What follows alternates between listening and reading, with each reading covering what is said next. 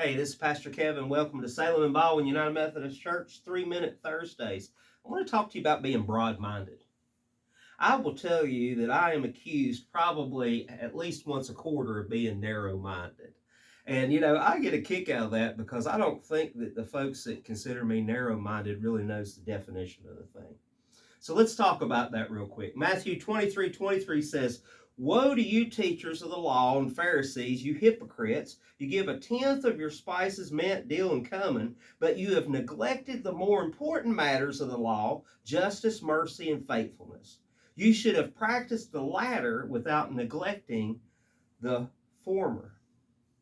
Broad-minded has been often used to shame folks who are biblically centered, to suggest that somehow they're ignorant or backward.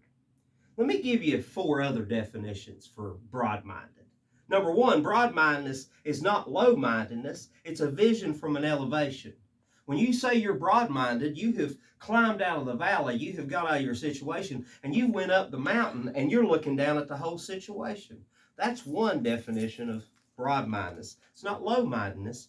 It's a vision from an elevation. Number 2, broad-mindedness is not surface-mindedness. Just what's on the surface. If it feels good, do it. If I want it, it must be right. It seeks the truth and what is truly right.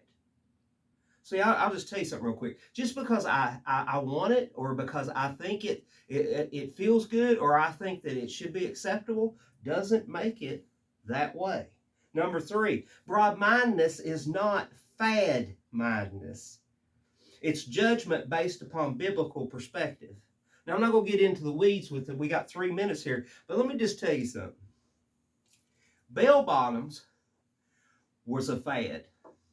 They came back and they called them fitting flares. Well, guess what? I didn't like bell bottoms, and I don't like fitting flares, okay?